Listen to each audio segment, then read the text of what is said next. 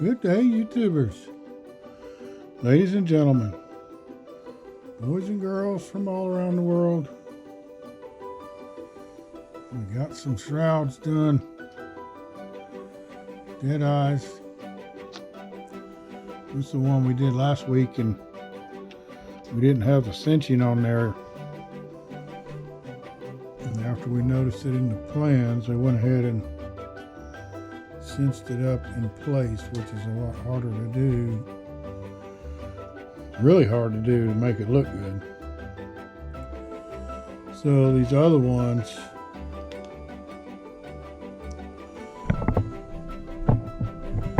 I put them in the vise over there on the workbench and just cut the shroud longer than I need to make it up to the middle part of the mast there. And with that deadeye clamped in the vise and the edge of it sticking out, you can tie on the shroud and leave a tail on there. And I used one of them little micro clamps to grab that tail and this line to hold them even with each other and taut. And an alligator clip and a big weight on the other end to hold everything taut after the knot was pulled tight. And then brought in the white thread and cinched the choking point around the knot from the shroud, and brought that tail up also with the tail from the shroud. So as I wrapped around with the white thread, I was able to capture all three lines in the same group, and that makes it a little fatter. And then you just tie a slip knot on the end and glue it, cut off those tails, making them all about the same, using this pair of tweezers as a guide so they all look about the same. And got all the ones done on this side. I started on the other side first, and then after I got a couple of them done, because we already had the first one, after I got a couple more done, then I went over to this side and did all of them so it doesn't pull the mast over one way or the other while you're pulling on these and tightening them up. So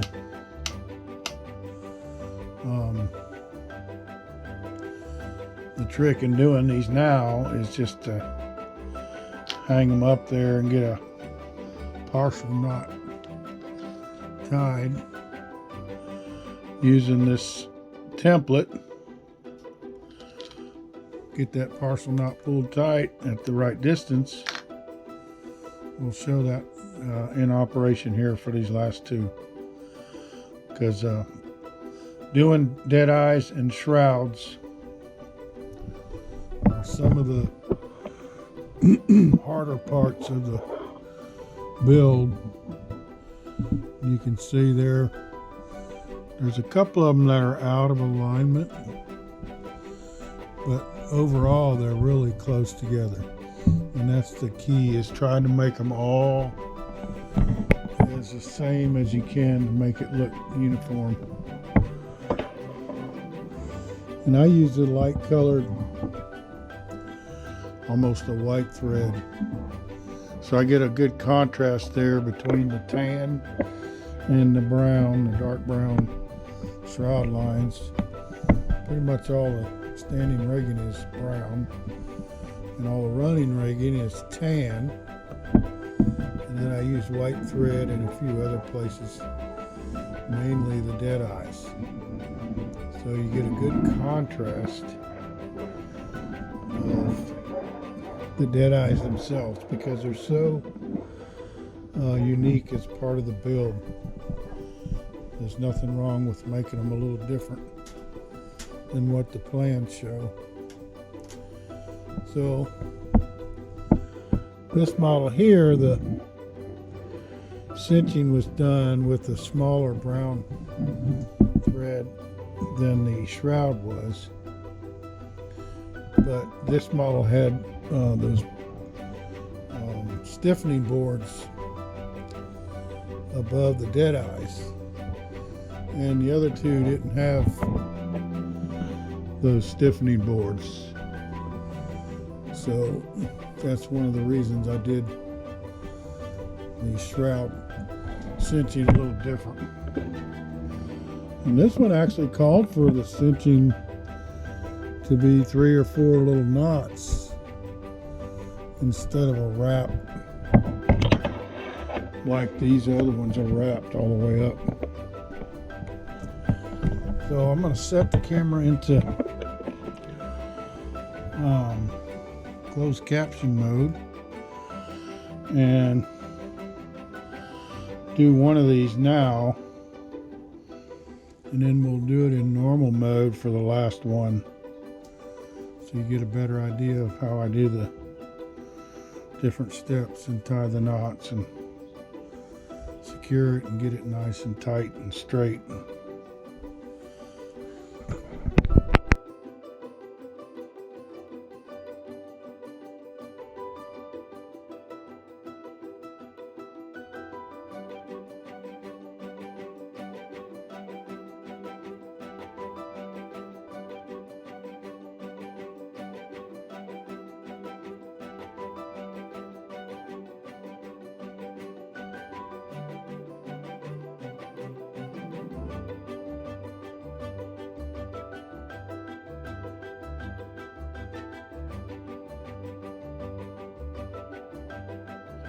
All right, let's see. I may set the camera to show the top first, and then we'll move it and do the bottom. Okay, so before we put the template on down below, we want to get this knot ready to pull tight once we do install the template. So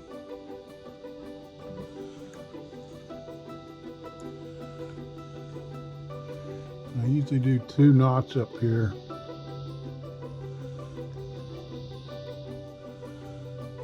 And because I want to pull from the other side, I feed it through.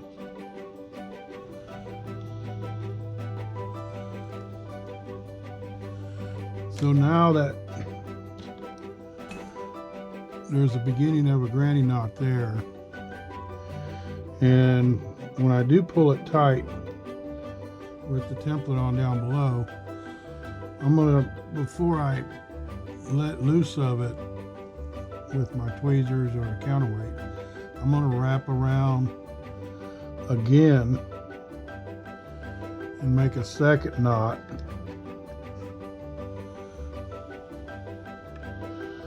So I get that ready now, and then this one over here is the one I'm going to pull on first, and when that's taut and at the right height, then I'll grab this tail and pull on the second one, and then put the glue to it with a counterweight hanging on there. So now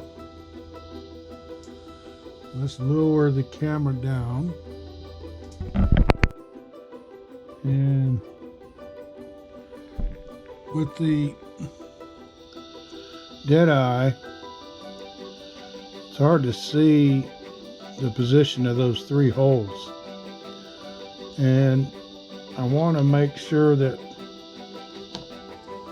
they're all the same across there, so when you tie the lacing up, it looks the same. So I want 2 holes at the bottom and 1 at the top. So I'm going to rotate this just a little bit inside that wire strap that's trapping it. And then on my template, I got 1 offset to the side. and then one at the very top hole for the top deadeye. So I'm going to stick that in. And because these are so close to the side of the ship, I can use this long nail to pin that in there so it doesn't come out. And now with this top hole lined up, I can grab my upper rope and pull that first knot tight. And I'm pulling really hard on it. And then I'm grabbing that tail and pulling the second knot tight. And I'm going to hang this counterweight on that so it can't come loose. And then put a dab of glue up here. So now that shroud is nice and taut.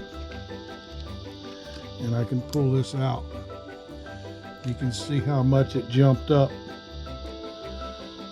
If you make them too sloppy loose, you'll end up with a bunch of different heights. So you got to pull it tight. It's almost like it feels it's almost too tight, but you want to make it tight so that when you do lace it, you can pull it down to the same height as the other ones. So now the next trick is to get a knot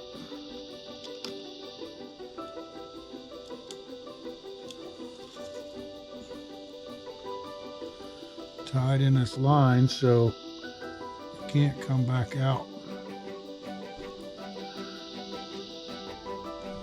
of the hole I just stuffed it in. So I usually do the first knot as a double granny, and that gives me a little more diameter to work from. I want to do like at least 5, and then make sure you pull them tight all in the same place. See, like that it's pulling tight too far up.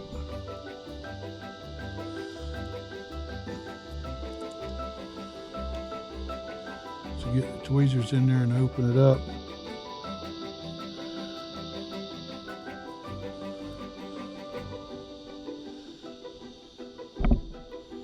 Once you get the first couple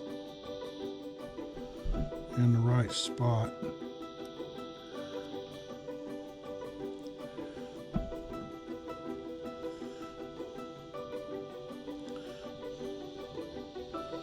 which is a little awkward sometimes. It's wanting to go too far up.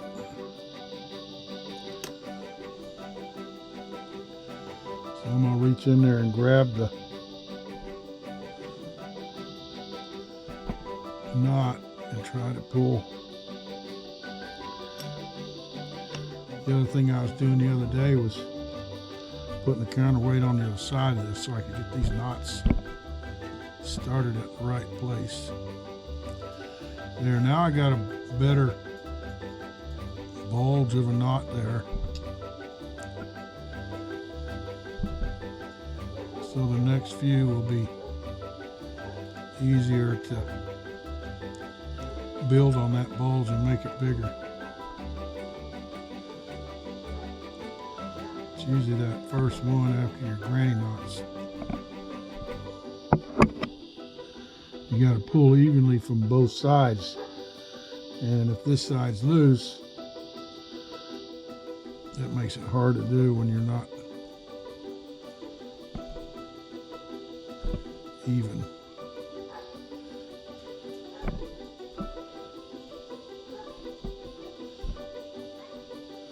That's Snoop Dogg next door.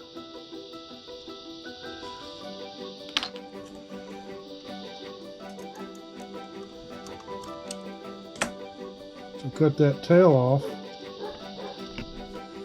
pull that big old bulge of knots up behind there so you can't see it. And now we lace. I'm gonna drop my sewing thing. So these, you can buy these at Walmart, and they're in the sewing department. It's just a threading needle threader. And I got two different kinds of threaders. One of them is like a stick with a loop on the end of it, and I've used that several times, but this one works good here because you can bend it. Get it through there. Now I got enough opening there I can grab this thread. So I'm going to go through the top dead eye in the front, and something else you want to do is pull down on it with a little bit of tension, so if there's any twist in it, it'll take those twists out.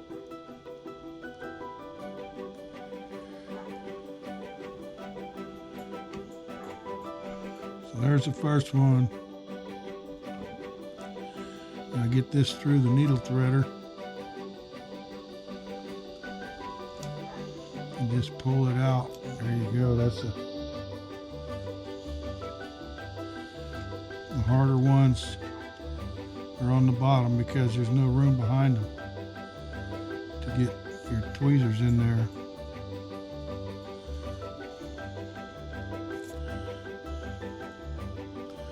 So this is the last hole on the bottom. Give that little thing a little bit of help. Get it up so I can get this in there.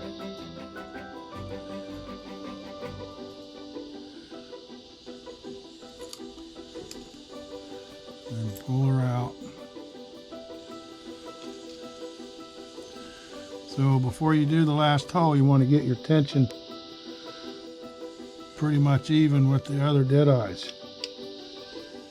And if you grab one or two of the ropes and pull up and down on it, you can see it move and tighten up. So that's a good position compared to the other ones.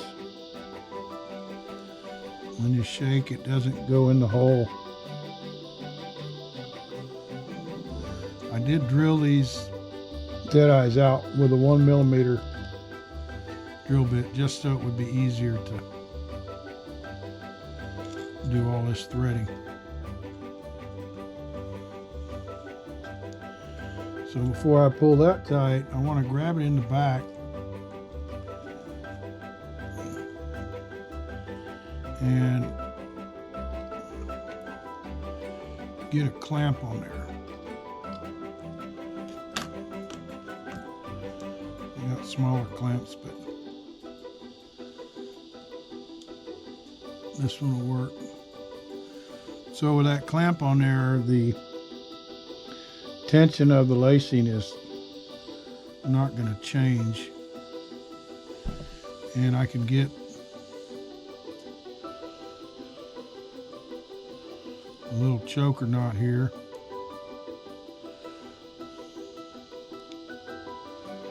Like a half clove hitch.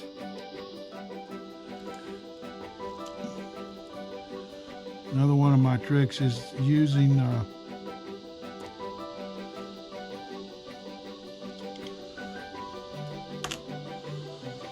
thread I get from Walmart, but it's 70% or 60% polyester and 25% cotton, 75%, 60, 25, something like that, but it's more polyester than it is cotton. So it isn't all fuzzy everywhere. It looks better when you're done. This is the rope that came in the kit, and you probably can't see it on camera, but there's a lot of fuzzy hairs. And the other tan colored rope that comes with the kit is the same way.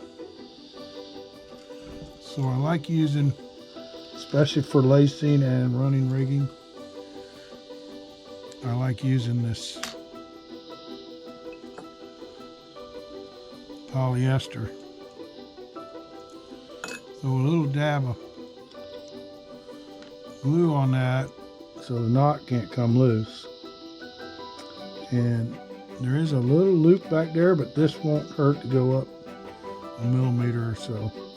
And we're going to let that glue dry before we cut that tail off on both ends there. So that takes care of the last shroud on the bottom. Of course, we'll have to do that again up here. But I think there's only three shrouds, maybe 4. I think there's only 3. And once those shrouds are done, then we got rat lines. So I'm gonna cheat. I made these templates out of some plywood. They sell these Artesia Latina in their tools. And I think they're plastic, but you can make your own. This is just cut at like 4 or 5 millimeter increments. You know, you just got to lay it out so you got some marks to cut by. And when we go to do the rat lines,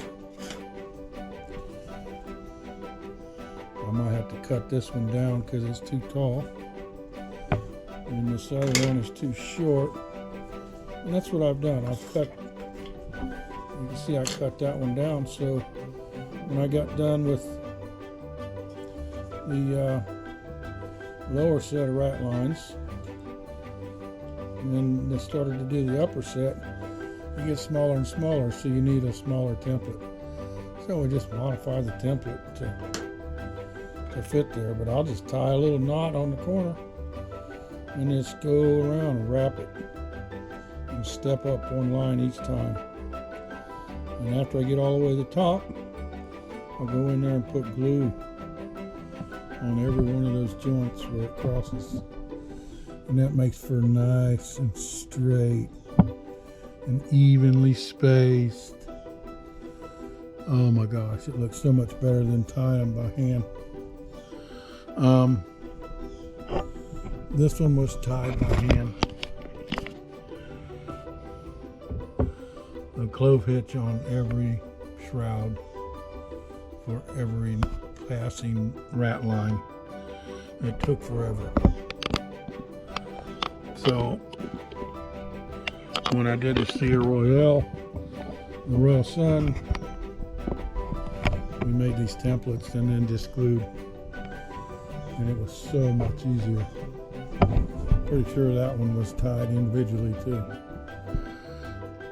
It took me 2 years to build that, and it probably would have taken 3 if I had tied all those clove hitch knots on the rack. So another thing I did yesterday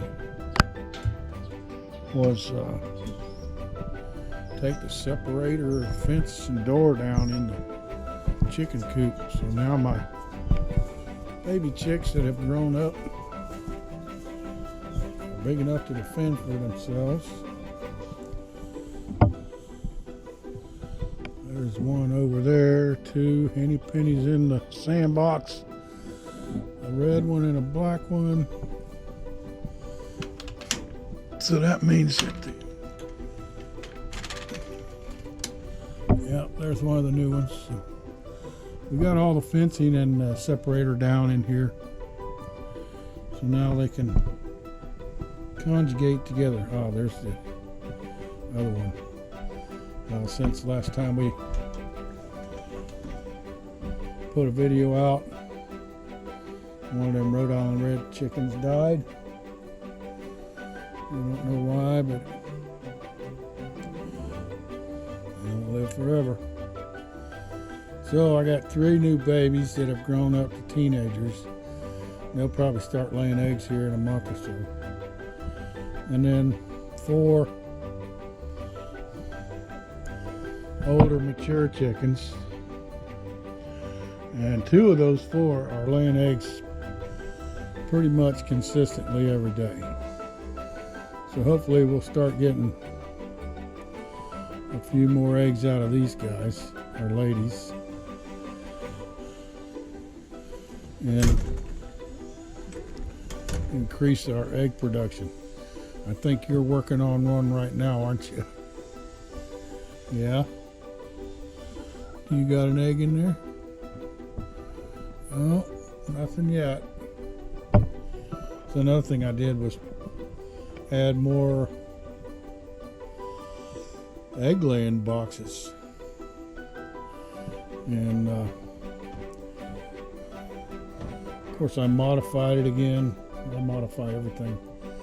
I built that frame so it's got something to set on and not just be hanging there off the wall. And if we get a traffic jam of egg layers, they've got more lanes to drive on to lay an egg. I'm going to cut a door in here just like I did over here, so we don't have to go in the coop to get the eggs. So this is the pieces that were inside that we used to fence them off. Now they're big enough they can run together. I haven't heard any chicken fights since yesterday. Henny Penny, I thought, was the one that was being picked on. Is more likely the dominant hen. She's over there chasing around the new ones.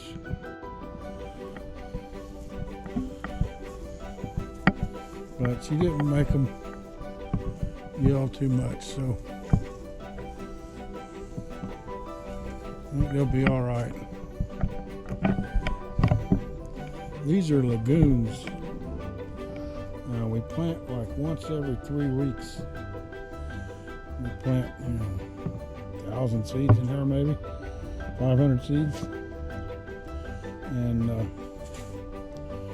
we cut them off or pull them up and give them to the chickens. They love these little, that's like microgreens for them. They love them.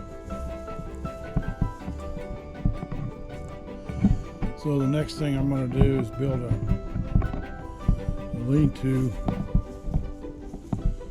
for the other side of my wife's shed to house my newest purchase. You'll have to tune in next week to find out what it is.